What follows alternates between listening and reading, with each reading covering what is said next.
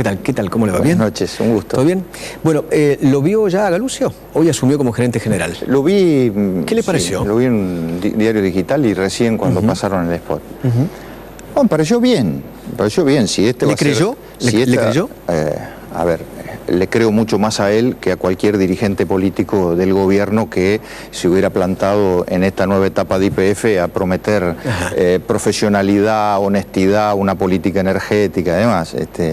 El problema del gobierno es que a esta altura resulta poco creíble cuando nos ha llevado a esta situación por su propia impericia, por su propia ineficacia. Ahora, que venga alguien de afuera con antecedentes de rigor profesional, con antecedentes de haber trabajado en el área y conocerla, y con una clara visión de lo que necesita la Argentina hoy en materia energética, me parece un dato bueno. No es un paracaidista.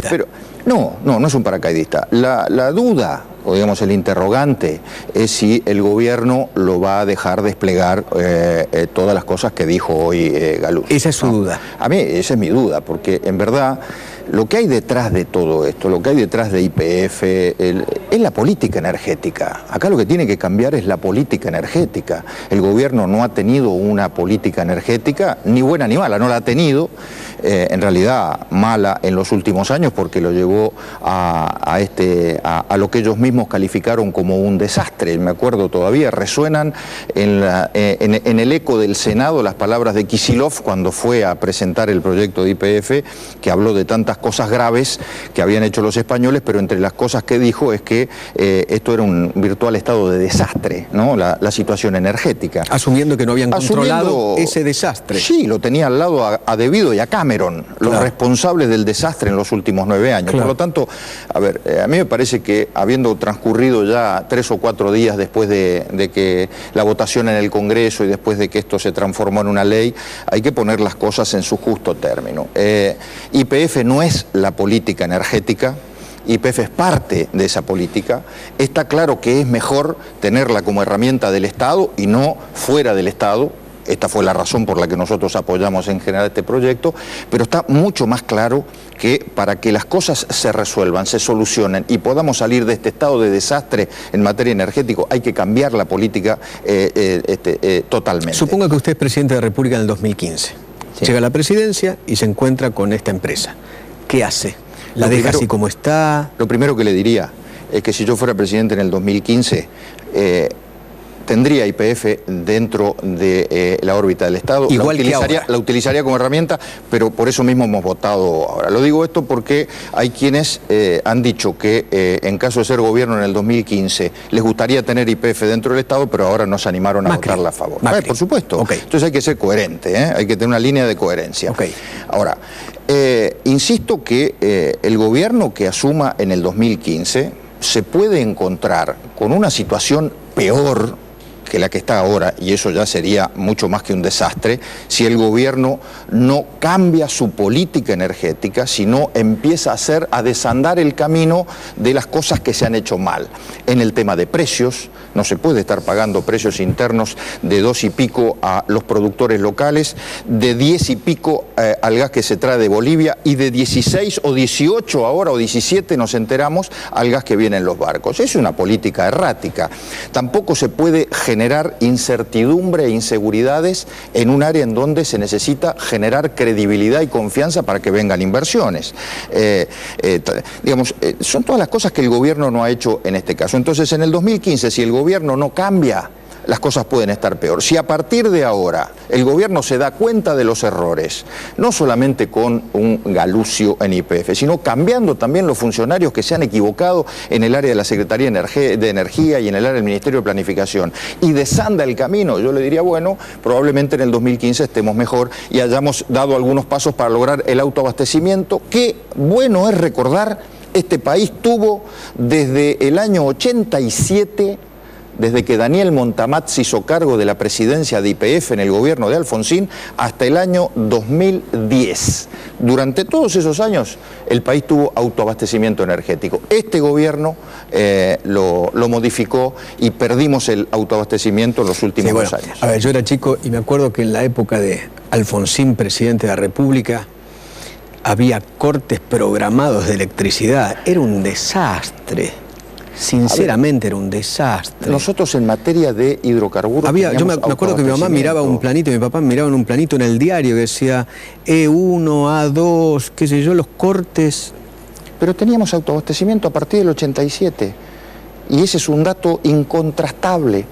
Desde el 87 hasta el 2010 hubo autoabastecimiento energético, autoabastecimiento petrolero, y este gobierno lo perdió. Eso es lo que creo que hay que desandar el camino de los últimos años, y hay que lograr el autoabastecimiento, cosa que lo reconoce el gobierno. Ahora, el problema es que el gobierno lo reconoce y pareciera que a partir de la semana pasada inició una etapa nueva con una realidad totalmente distinta, y solo porque YPF dejó de ser privada para ser estatal o para haberse nacionalizado en el 51%. Y la verdad que eso es una parte. Vuelvo a lo del principio, eso es una parte. El núcleo central es la política energética, y mientras el gobierno no cambie la política energética, y también los funcionarios que están a cargo de esa política, las cosas... No, y además me quedo con su frase, hay que ver si a Galucio lo dejan hacer lo que él ha soñado, lo que sueña o lo que le ha contado a los empleados en el día de hoy, ¿no? Dicen que él es un reservista, un fanático de las reservas petroleras. Bueno, ese es uno de los puntos centrales de los problemas que el gobierno tiene, por su propia ineficacia. Nosotros hemos perdido reservas porque en los últimos 7, 8 años no ha habido una política que aliente la exploración. Sí.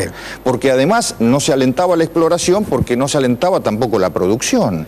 El gobierno tenía una política a contramano de lo que deben hacer los países serios para tener mejor producción y para tener áreas que no se le caigan. Hay un amigo, un consultor conocido, que dice esto con un símbolo. El gobierno lo único que se encargó fue de al mismo mate ponerle muchas bombillas, tratar de estar en yacimientos en donde ya se sabía que había petróleo. Bueno, hoy tenemos escasa producción insuficiente para el modelo de desarrollo, y reservas que se cayeron porque no hay exploración. A ver, las cosas que he escuchado acerca de la oposición en los últimos días fueron cosas como esta, por ejemplo, que la oposición está tibia, que la oposición está chirle, que los radicales se volvieron cristinistas, o que la oposición está muerta. ¿Dónde uno debe ubicarse? Bueno, yo le puedo contestar solo por los radicales. Esto de la oposición no me gustó nunca. No me gustaba ni hace 2 años, ni me gusta ahora. Porque hablar de la oposición es como que todos tenemos que estar dentro de un mismo paraguas o de un mismo continente, digamos. Y no es así. No pensamos lo mismo, no somos lo mismo, no venimos del mismo lugar, pero lo más importante, no tenemos quizá la misma visión de país hacia adelante. Yo le puedo hablar del radicalismo. Insisto en algo que le dije recién. El radicalismo votó esto con una racionalidad, con una madurez y con una mirada hacia adelante, que esto es lo más importante, una mirada hacia adelante muy concreta. Nosotros queremos para adelante, si somos gobierno, mucho más, por supuesto, porque un partido de poder como el radicalismo tiene que pensar en llegar al gobierno, tener a YPF adentro. No es lo mismo tenerla fuera del Estado que tenerla dentro del Estado. Entonces, tenerla adentro significa tener una herramienta que por sí sola no define una política energética, pero es muy importante. Nosotros nos paramos allí y me resulta extraño, hasta me resulta, ¿qué quiere que le diga?, ofensivo, que haya tantas críticas y tan despiadadas solamente porque un partido político que mira hacia adelante pero que es coherente con su pasado defina un voto en general a favor, y luego con muchas diferencias con el gobierno en lo particular, en cuanto al procedimiento seguido para la nacionalización, en cuanto a la falta de controles que va a tener la YPF Sociedad Anónima, en cuanto a la expropiación del 51% solo de los españoles y no del otro paquete accionario, en cuanto al rol de las provincias, todas las diferencias que nosotros tuvimos. No debe haber habido, sinceramente lo digo, una posición más racional, más madura, más en defensa de los intereses nacionales, mirando hacia atrás, pero fundamentalmente mirando hacia adelante, que la de la Unión Cívica Radical. Por eso no entiendo hasta el día de hoy las críticas tan virulentas respecto a esto. Ahora, si lo que se pretende es tener una oposición que frente a cualquier caso, frente a cualquier hecho, frente a cualquier circunstancia del debate nacional, se pare en la vereda de enfrente del gobierno solo para decir acá estamos y por esto somos opositores, la verdad que no cuenten con nosotros. No cuenten con nosotros porque creo que la Argentina tiene derecho la Argentina y los argentinos tienen derecho a salir de esta lógica perversa del todo o nada. Y Eduardo, en esa lógica perversa del todo o nada, la verdad que perdemos todos, no solamente la política, los políticos, los partidos políticos. Y en ese mismo sentido, si hay una reforma constitucional y está la cláusula de la reelección o de Cristina Eterna o llámelo como quiera, ¿ustedes la apoyan?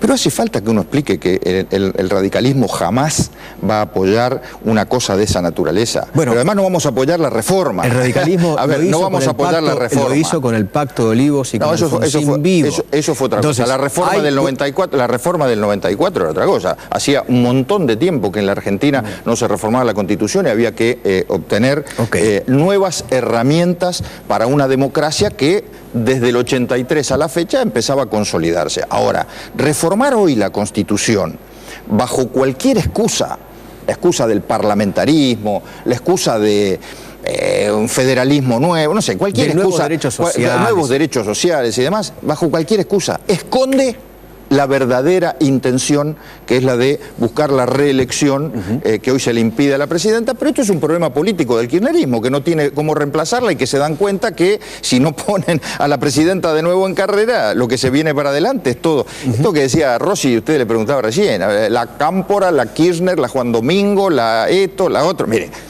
yo les diría que en vez de